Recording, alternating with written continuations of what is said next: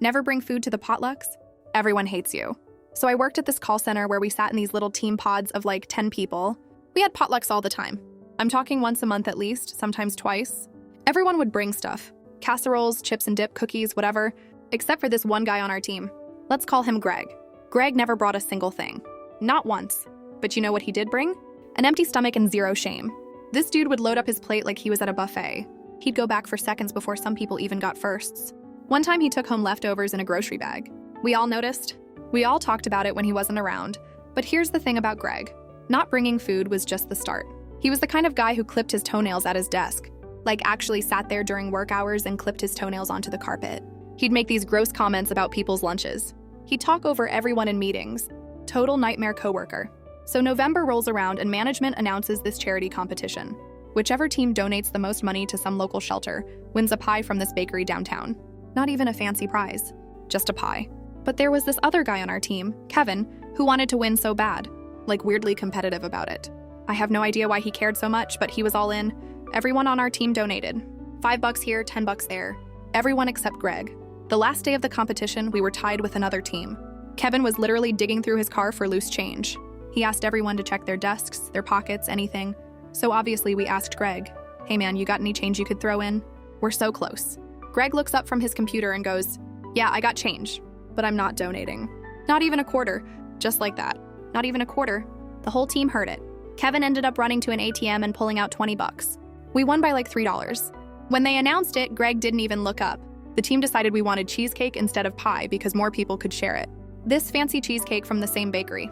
That's when I had my idea. I sent an email to everyone on the team except Greg. Subject line, cheesecake for donors. Body, anyone who donated gets a slice. Pretty simple. I figured if he didn't donate, he doesn't get any. Makes sense, right? 5 minutes later, my manager pulls me into a conference room. She's holding a printout of my email. Apparently Greg forwarded it to her. She starts telling me how we can't exclude people from team potlucks. It's against the rules. Everyone has to be included. I explained this wasn't a potluck.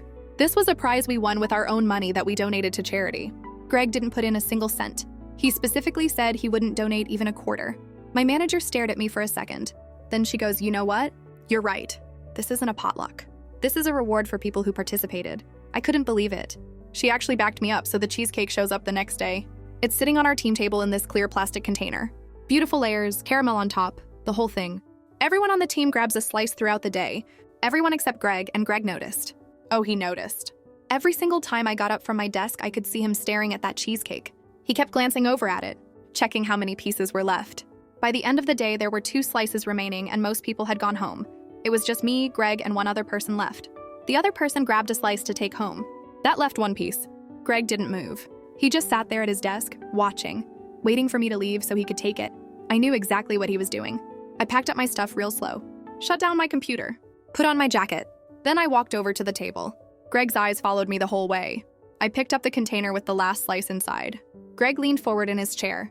His hand was already moving toward his desk drawer, probably getting ready to grab his keys and bolt the second I left. But I wasn't leaving. I popped open the lid. His face went from hopeful to confused in half a second. I held the container over the trash can. Greg's mouth opened. He stood up halfway out of his chair. And that's when my phone buzzed. Text from my manager. HR wants to see you first thing tomorrow. Greg's filing an official complaint about the cheesecake situation. Might want to prepare yourself. I looked at the last slice. Then at Greg standing there frozen, watching me. Then back at my phone. The container was still hovering over the trash. Greg's face had gone completely red. His fists were clenched at his sides. I lowered the container. Set it back on the table. Closed the lid. "See you tomorrow, Greg," I said, and walked out. Left that last piece sitting there. Didn't throw it away. Didn't eat it. Just left it. The drive home was quiet. My hands were shaking on the steering wheel. Not from fear, from rage. This guy had been freeloading off our team for months. Taking our food, clipping his disgusting toenails at his desk, making gross comments. And now he was filing a complaint against me? I pulled into my driveway and just sat there for a minute. My wife Janelle came out to check on me. She could tell something was wrong from my face. "Rough day?" she asked through the car window. I told her everything. The cheesecake. The email. Greg's complaint. She listened without interrupting, which is what I love about her. When I finished, she was quiet for a second. "So what are you going to do?" she asked. "I have no idea," I said. "But I'm not apologizing." That night I couldn't sleep. Kept running through scenarios in my head. Would HR side with Greg? Would I get written up, fired, over a piece of cheesecake? Around 2 a.m. I got out of bed and opened my laptop. Started documenting everything. Every potluck Greg had attended. Every plate of food he'd taken without bringing anything. I went through our team's shared calendar and counted. 14 potlucks in the past year. Greg had eaten at all 14. Brought food to 0. Then I pulled up the charity competition records. Found the group chat where Kevin had begged everyone for donations. Screenshot Greg's exact words. Not even a quarter. I made a folder. Labeled it Greg Documentation. Saved everything there. Next morning, I showed up to work 30 minutes early. Went straight to the conference room where my HR meeting was scheduled.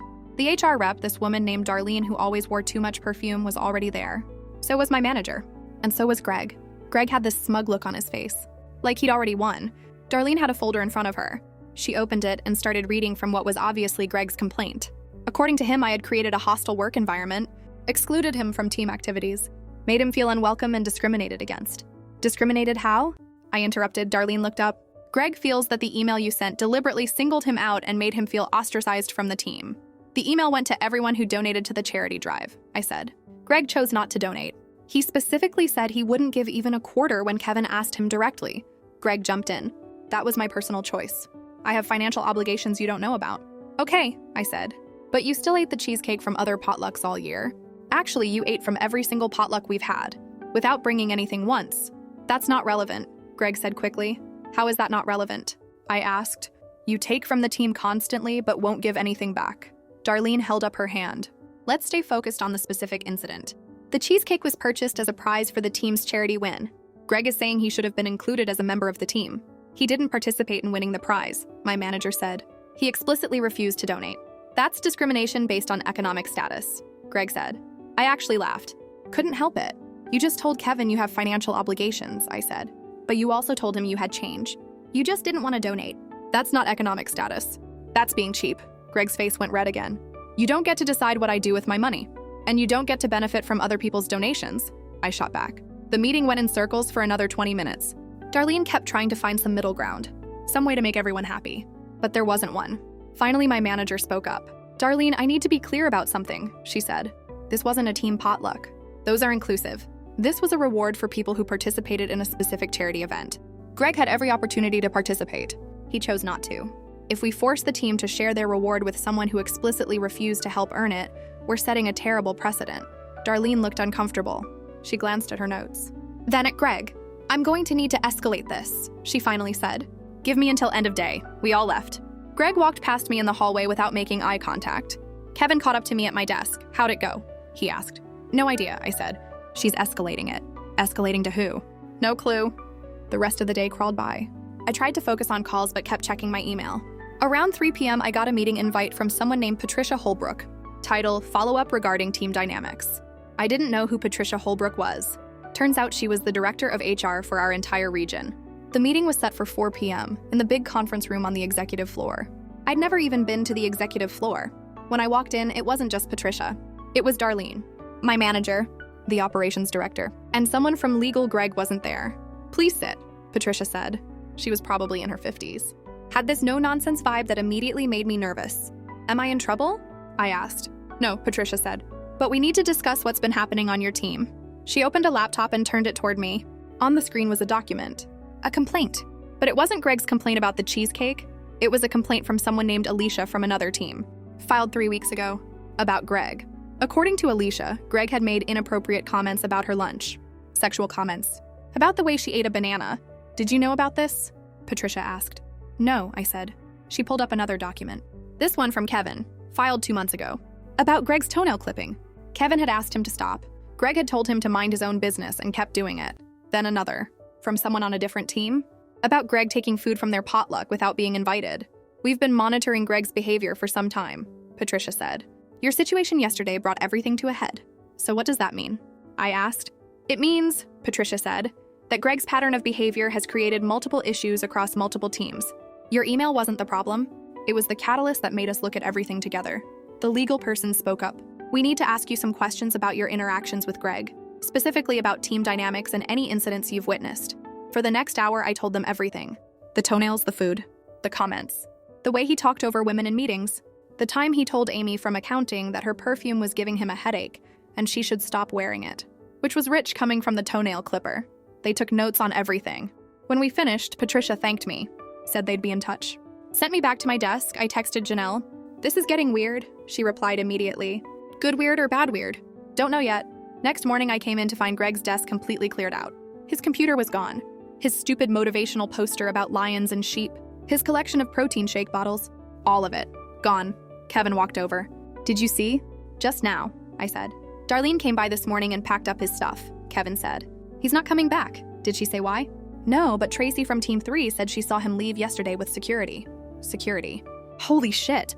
Around 10 a.m., my manager called a team meeting. We all gathered in the conference room. She looked relieved. "I can't get into details," she said. "But Greg is no longer with the company.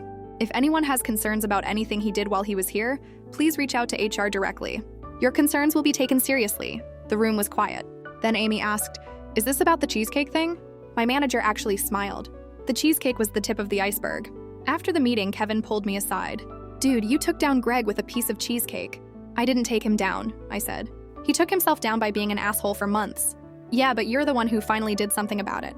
That felt good. Not gonna lie, but the story doesn't end there. Because 2 days later, I got another email from Patricia Holbrook. Subject line, team recognition. The email explained that the company wanted to acknowledge teams that showed strong values and community support. Our team's charity win had caught attention from corporate. They were doing a write-up in the internal newsletter, and they wanted to interview me specifically because I demonstrated leadership in maintaining team standards. I almost deleted it. Thought it was spam, but it was real. They interviewed me over the phone, asked about the charity drive, about team dynamics, about what makes a good team culture. I kept it simple.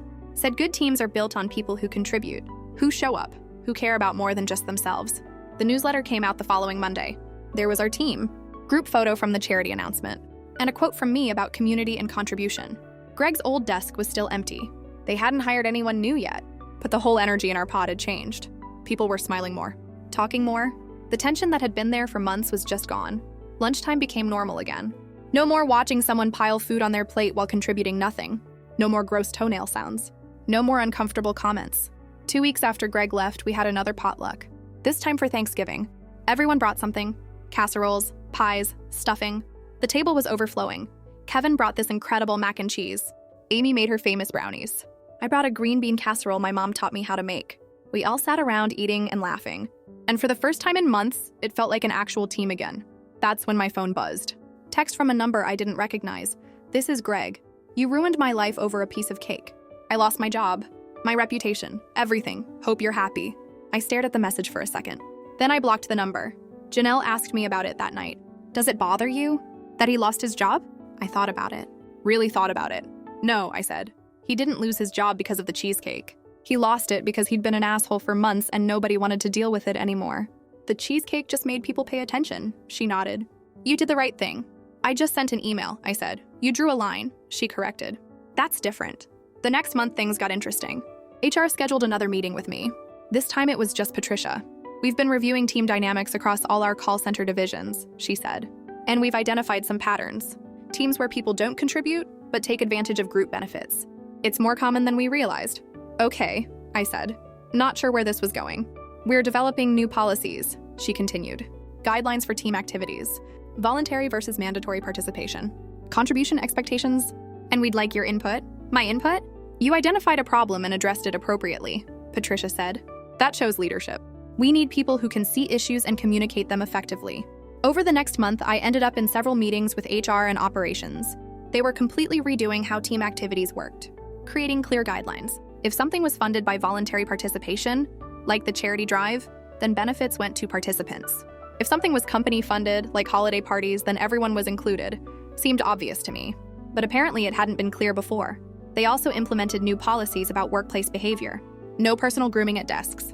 No taking food from other teams' events without being invited. Clear processes for reporting inappropriate comments. Basic stuff. But stuff that should have been addressed years ago. Kevin got promoted to team lead. Well-deserved. He'd been carrying our team's numbers for months. One of his first actions was organizing a new charity drive. This time for a children's hospital. Everyone participated. Even the people who usually just coasted. Because the culture had shifted. Then something unexpected happened. I came in one Monday to find a new person at Greg's old desk. Woman named Rita, mid-30s. Seemed nice but quiet. She introduced herself to the team. Brought donuts for everyone as an icebreaker. We all appreciated that. Rita settled in quick. Kept to herself mostly. Did her work. No drama. About a week in, she approached me during lunch. "Can I ask you something?" she said. Sure. The guy who had this desk before me, Greg. What happened to him? I wasn't sure how much to say. Why do you ask? He applied to my last company, she said. Listed me as a reference without asking. HR called me about him. I didn't know what to tell them because I don't actually know him. But then I did some digging and found out he worked here, then suddenly didn't. What did you tell HR? I asked. That he wasn't someone I'd worked with and I couldn't give a reference, Rita said. Then they asked me about why I left my last job. I told them I got a better offer here, which is true. But they kept pushing.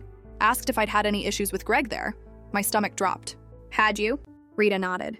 He worked in our office for 3 months. Temp assignment. Got let go because he made inappropriate comments to several women, including me.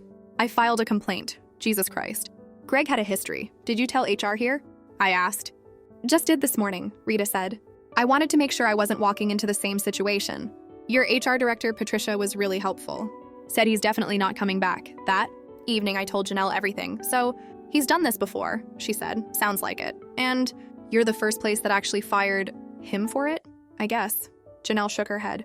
No wonder he sent you that angry text. You're the first person who didn't let him get away with his behavior. That sat with me. The idea that Greg had been bouncing around different jobs, being inappropriate, taking advantage, and nobody had ever actually held him accountable until now, made me think about all the other Gregs out there, in offices everywhere, getting away with small things that add up to big problems. A few weeks later, Kevin organized a happy hour for the team. First one in months. We met at this sports bar near the office. Everyone showed up. Even Rita. We were sitting around this big table, eating wings, watching a basketball game on the TV, just being normal coworkers having normal conversations. Amy raised her glass. I want to make a toast.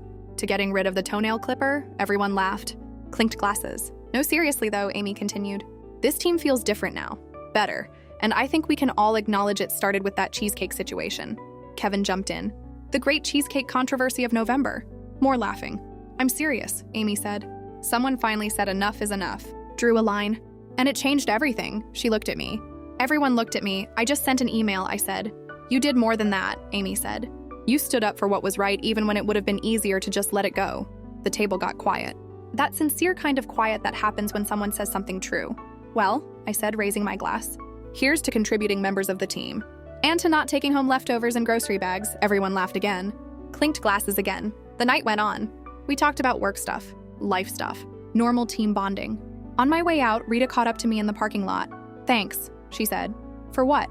For making this a good place to work, she said. I was nervous about taking this job after everything with Greg at my last company. But everyone here said the environment was different now. They were right. She walked to her car. I stood there for a second in the cold parking lot, thought about how one email had cascaded into all of this. Policy changes, new team dynamics, Greg getting fired, Rita getting a fresh start, all because of a piece of cheesecake I didn't even throw away in the end. My phone buzzed. Text from Janelle. How was happy hour? Good, I typed back. Really good, actually. The drive home was quiet. Streets were empty. Radio was playing some song I didn't know. I thought about Greg, wondered where he was now, what he was doing. If he'd learned anything, probably not. People like Greg don't usually change. They just move on to the next place and try the same behavior until someone stops them again. But that wasn't my problem anymore. I pulled into my driveway.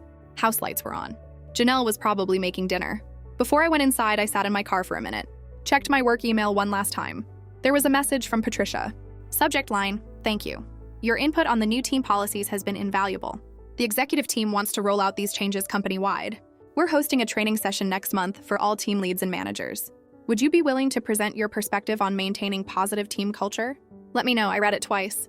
Then a third time, present to all the team leads. About what happened. About standing up for team values. I forwarded it to Janelle with one word. Thoughts? She replied immediately. You should do it. You're good at this. Was I though? I just sent an email. Made a stand about a piece of cheesecake. But apparently that was enough. I replied to Patricia. I'll do it. Hit send. Went inside to tell Janelle about my day. About Amy's toast. About Rita's thanks. About this new opportunity I hadn't seen coming, see? Janelle said, stirring something on the stove. Good things happen when you do the right thing. Or chaotic things, I said. She laughed. Sometimes those are the same. The next morning I got to work early. Wanted to prep for some calls before the day got busy. Rita was already at her desk. She waved when she saw me.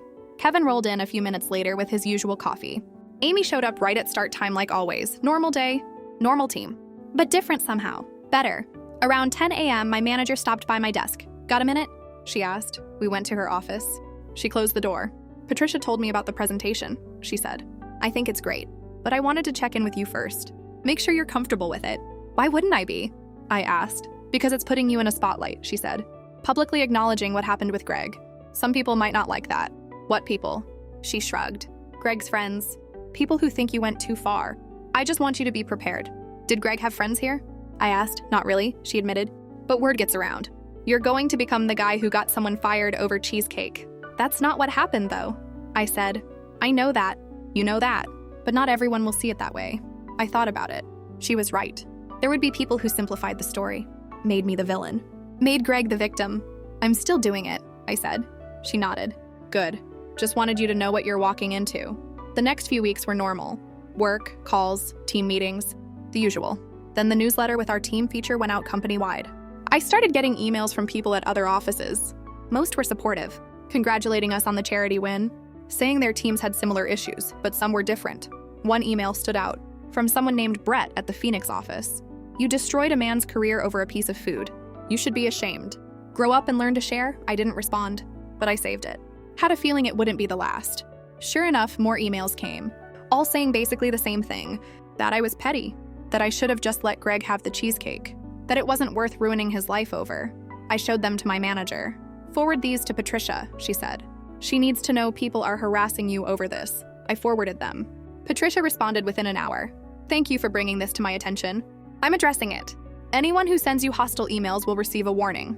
True to her word, the emails stopped after that day, but the presentation was coming up, 1 month away. I started preparing, outlined what I wanted to say, practiced in front of Janelle.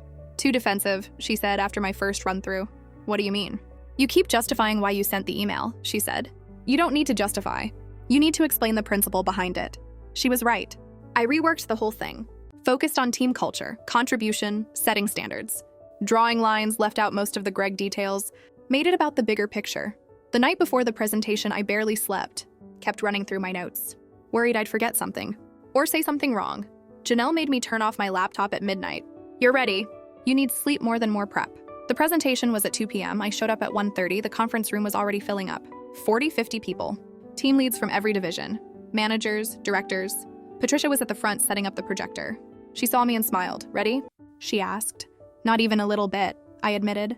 You'll be fine, she said. Just tell the truth. The room filled up completely. Standing room only by the time we started. Patricia introduced me. Gave my background. Explained what had happened with the charity drive and the cheesecake situation. Then she turned it over to me.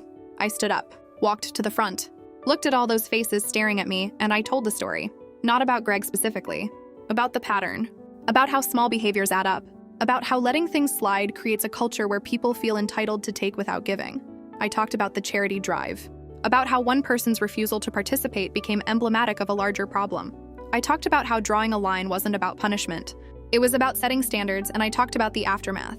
How removing one problematic person had changed the entire team dynamic. How other issues had come to light. How the whole culture had shifted. When I finished, the room was quiet. Then someone started clapping. Then someone else. Then everyone. Patricia stood up. Questions? Hands shot up everywhere. For the next hour, I answered questions. About how to identify problematic patterns. About when to escalate.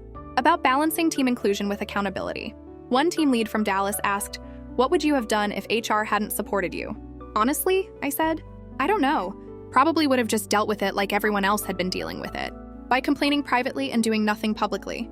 So what made you act? He asked. I was tired, I said. Tired of watching someone take advantage. Tired of the unfairness. Tired of being part of a system that let it happen. Another hand.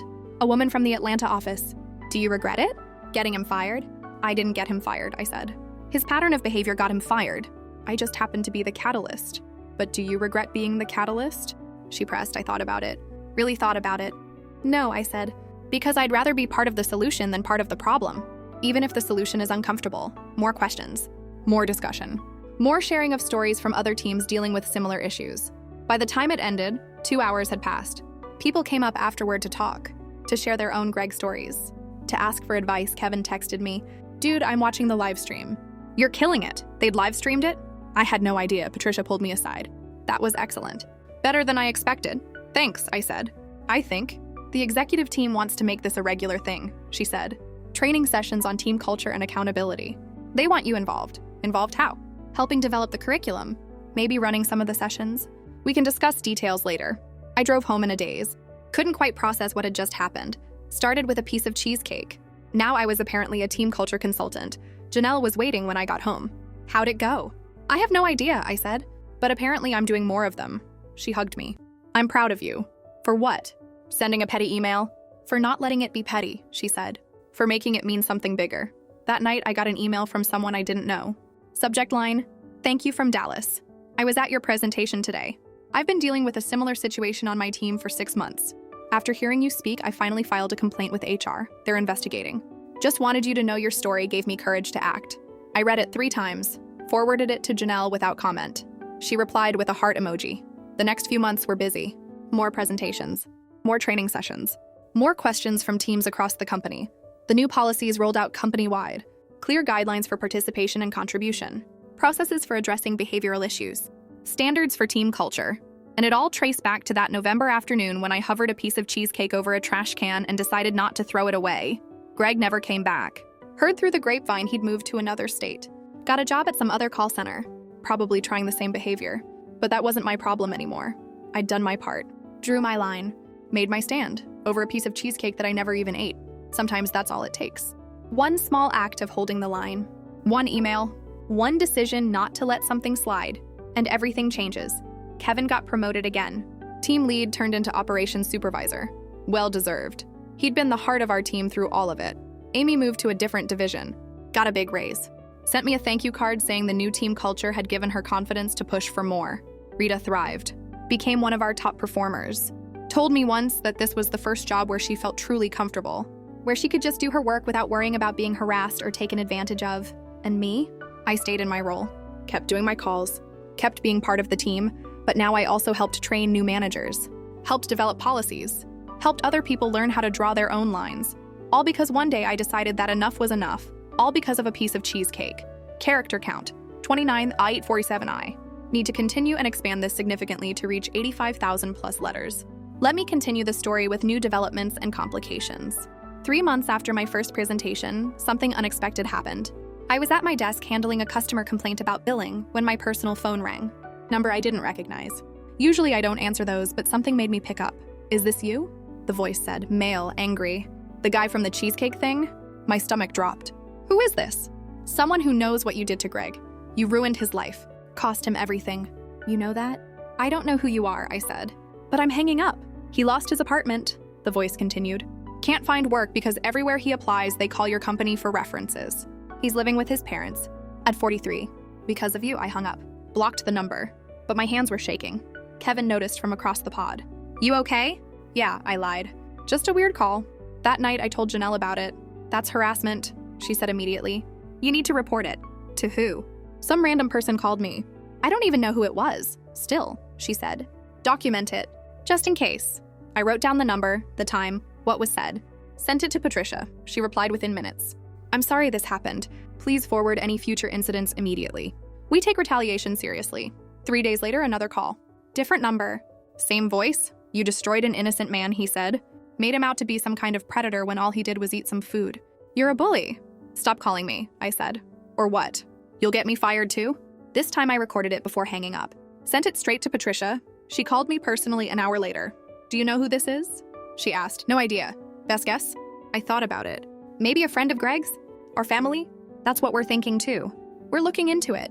In the meantime, if you get any more calls, don't engage. Just hang up and document. The calls kept coming. Once or twice a week. Always from different numbers. Always the same voice. Always about how I destroyed Greg's life over nothing. After the 6th call, I changed my number. Didn't tell anyone except Janelle and close family. The calls stopped, but then the emails started. Sent to my work address from throwaway accounts. Calling me names. Saying I was on a power trip. That I'd weaponized HR against an innocent man. One email was particularly detailed. It laid out Greg's whole life story. His childhood. His struggles. His financial problems. Painted him as this sympathetic figure who'd been crushed by corporate bureaucracy and my vendetta, except none of it explained the toenail clipping, the inappropriate comments, the pattern of behavior at multiple jobs. I forwarded everything to Patricia. She forwarded it to legal. Then one morning I came in to find my car had been keyed. Deep scratches along both sides. The word bully carved into the hood. That's when I finally got scared. I filed a police report. They took photos, asked questions, said they'd increase patrols in the parking lot. Patricia called an emergency meeting. Her, me, legal, and building security. This has escalated beyond workplace harassment, she said. We need to take it seriously. Security pulled footage from the parking lot. Got a blurry image of someone in a hoodie approaching my car around 2 a.m. Couldn't make out a face. Do you think it's Greg? The legal guy asked. Could be, I said. Or someone he knows. They filed for a restraining order on my behalf, named Greg specifically since he was the only person with clear motive. The hearing was 3 weeks later. Greg showed up with a lawyer. First time I'd seen him since he got fired. He looked terrible. Lost weight. Hadn't shaved. Dark circles under his eyes. His lawyer argued that there was no evidence Greg had made the calls or damaged my car, that I was harassing his client by filing false accusations. My lawyer presented the call logs, the emails, the timeline of escalation, the pattern. The judge listened to everything, then asked Greg directly, "Did you make those calls?" "No," Greg said. "Do you know who did?" "No." "Do you have any reason to contact the plaintiff?" Greg hesitated. His lawyer whispered something. Greg shook his head. "No." The judge granted a temporary restraining order. Greg had to stay at least 500 feet away from me, my home, and my workplace. As we were leaving, Greg's lawyer stopped me in the hallway. "My client is struggling," he said quietly. "He made mistakes, but he's paying for them. Maybe it's time to move on." "I have moved on," I said. "He's the one who can't let it go. He lost everything because you couldn't share a piece of cake. He lost everything because of a pattern of inappropriate behavior at multiple jobs. The cake was just the breaking point." The lawyer didn't have a response to that. The harassment stopped after the restraining order. No more calls. No more emails. No more vandalism, but the damage was done. I started triple-checking my locks at night, looking over my shoulder in parking lots. Jumping at unexpected phone calls, Janelle noticed. "You're not sleeping. I'm fine." "You're not. This whole thing has gotten to you." She was right. I'd started having anxiety about going to work, about my car, about who might be watching me. Patricia offered me counseling through the Employee Assistance Program. I took it, started seeing a therapist weekly. Dr. Martinez was blunt. "You're experiencing symptoms of hypervigilance and anxiety. That's normal after what you've been through, but we need to work on it." Over the next few months, slowly, I started feeling like myself again. The therapy helped. The restraining order helped. Time helped, work went back to normal. Or as normal as it could be after everything. Then 6 months after the restraining order, I got a LinkedIn message from Greg. "I know I'm not supposed to contact you, but I needed to say something. I've been in therapy, working on myself, and I realize now that you were right. I was taking advantage of people. I was inappropriate. I was entitled. I'm sorry for what I did. And I'm sorry for what happened after. It wasn't me making those calls or vandalizing your car. But I know who it was. My brother. I told him to stop, but he wouldn't listen. I finally got through to him. He won't bother you anymore. I just wanted you to know that. And to say I'm sorry. You don't have to respond. I don't expect forgiveness. But I needed to say it. I read it 5 times. Showed it to Janelle. What do you think?" "I think he's sorry he got caught," she said. "Not sorry for what he did. But he admitted it was his brother. That's something. It's covering his ass. If his brother got arrested, it would come back to him. This way he looks like the reasonable one." She was probably right. But something about the message felt genuine. The admission of being entitled. The acknowledgement of inappropriate behavior. I didn't respond. But I didn't block him either. Dr. Martinez asked about it in our next session. "How did reading that message make you feel?" she asked. "Honestly, relieved," I said. "Like, maybe it's really over now? Do you believe his apology?" "I don't know. Part of me wants to. Part of me thinks it's manipulation." "Both can be true," she said. "He can be genuinely sorry and also be trying to manage the situation to his advantage." That felt right. I kept going to therapy, kept working, kept presenting on team culture to new groups. A year after the whole thing started, Patricia called me into her office. "I have news," she said. "Corporate wants to create a new position. Cultural liaison. Someone who works with teams across all divisions to maintain positive work environments. They want you to apply." "Me? You've been doing the work already." This would just make it official. Better title, better pay, more authority to actually make changes. I thought about it. Talked to Janelle. Talked to Kevin. Talked to Dr. Martinez. "Are you ready for that responsibility?" Dr. Martinez asked. "I don't know if anyone's ever ready," I said. "But I think I should try." I applied. Got the job. My first week in the new role, I got an email from Rita. "Congratulations. You deserve this. And thank you for everything you did. Not just for me, but for everyone who's ever dealt with a Greg. You changed things. That matters." I printed that email. Put it on my desk, because she was right. It did matter, all of it mattered. The cheesecake, the email, the stand, the consequences. It all mattered, and now I got to keep making it matter. Keep helping teams, keep drawing lines, keep building cultures where contribution was valued and entitlement wasn't tolerated. My second week in the new role, I got a request from the Phoenix office. Remember Brett, the guy who sent the nasty email about me destroying Greg's career? He'd filed a complaint about someone on his team, someone who sounded exactly like Greg, taking credit for others' work, making inappropriate comments, refusing to contribute to group efforts. Brett wanted advice on how to handle it.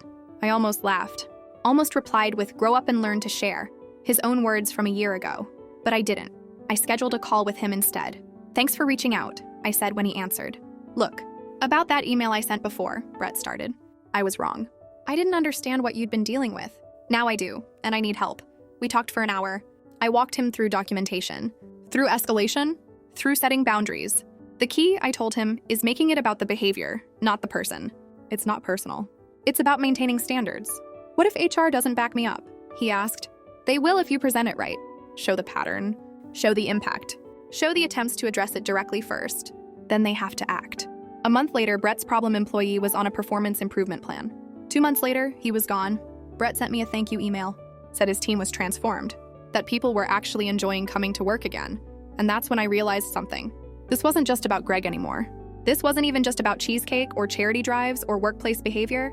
This was about people learning they didn't have to tolerate bad behavior, that they could draw lines, that they could demand better, and that sometimes all it takes is one person deciding enough is enough. My 3rd month in the new role, corporate asked me to write a handbook, Best Practices for Positive Team Culture.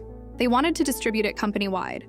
I spent weeks on it, interviewed team leads from every division, collected stories, identified patterns. The handbook was 47 pages, covered everything from contribution expectations to conflict resolution to documentation procedures, but the introduction was just 3 paragraphs. And it started like this. "This handbook exists because of a piece of cheesecake." I explained the whole story. Not just my story, but all the stories like it.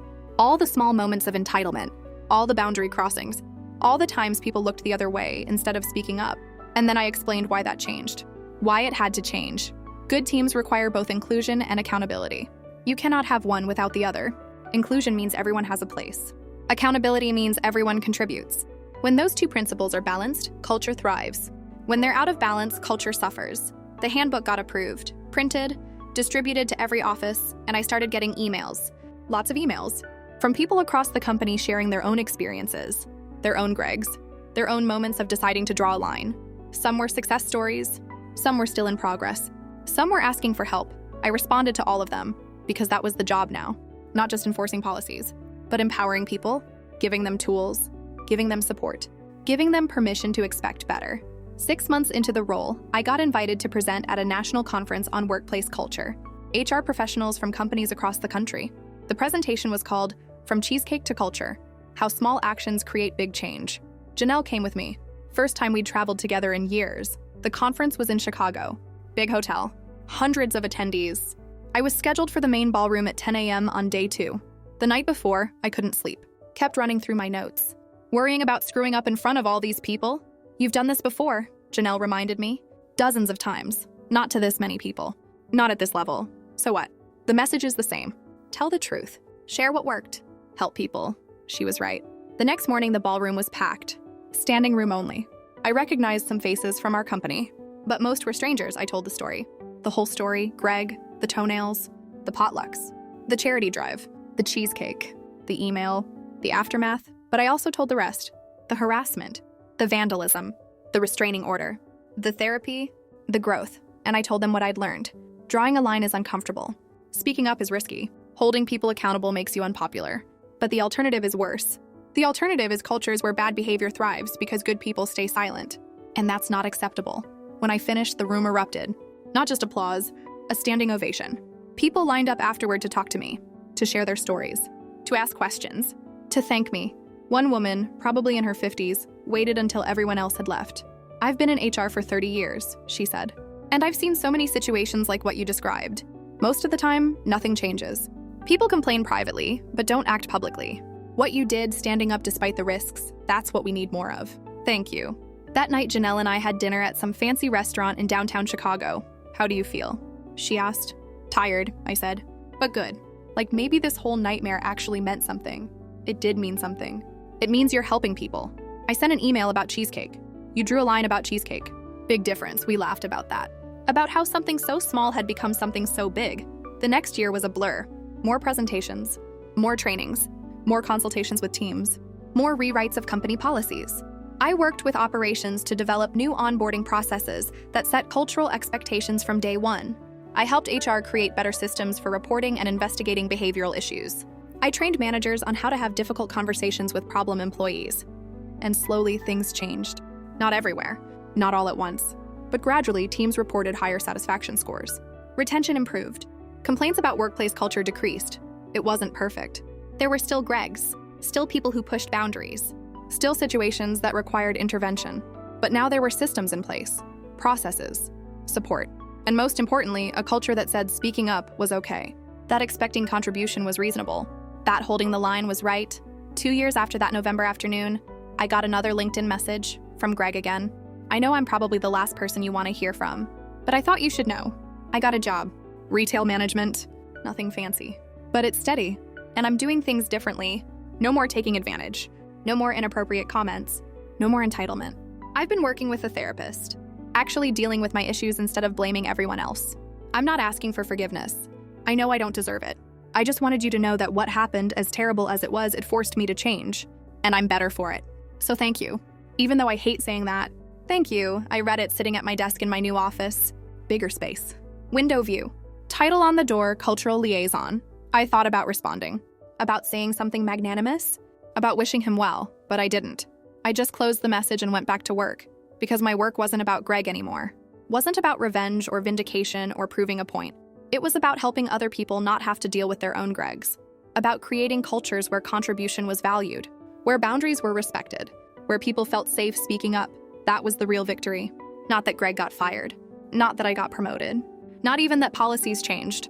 The real victory was that teams across the company were better. People felt heard. Problems got addressed. Culture improved, all because one afternoon I decided not to let something slide. All because of a piece of cheesecake I never even ate.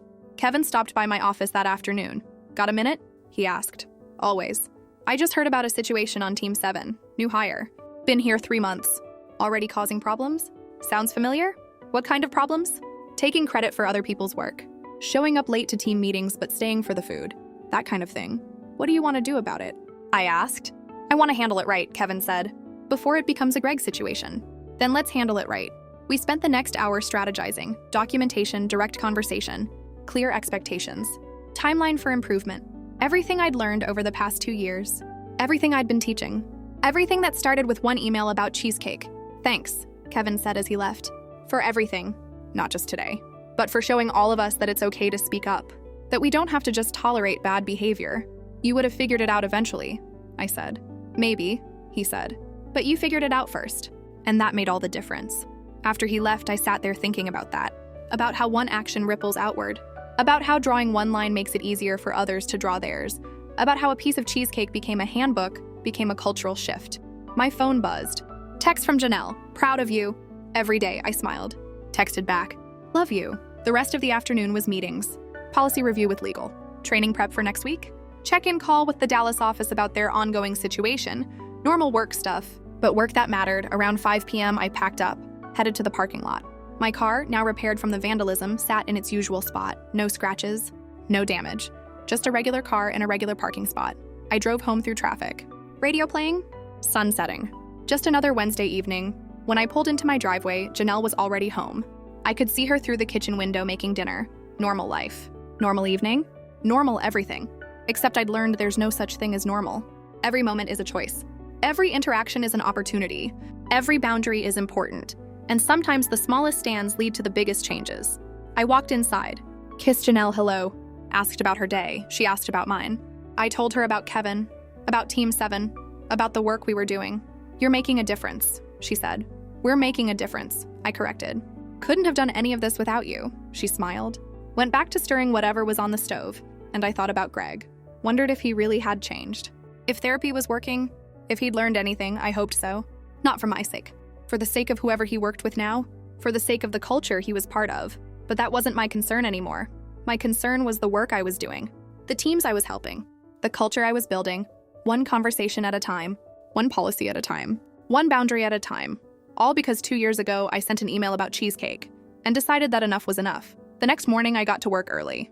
Had a presentation to finalize for corporate. They wanted an update on cultural initiatives company-wide. Rita saw me and waved.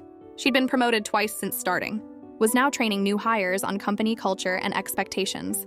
Kevin rolled in with his coffee. Stopped at my office door. Team 7 situation? I asked. Handled, he said. Had the conversation yesterday. Clear expectations set. They've got 3 months to improve. Good. And if they don't? Then you document it and escalate it.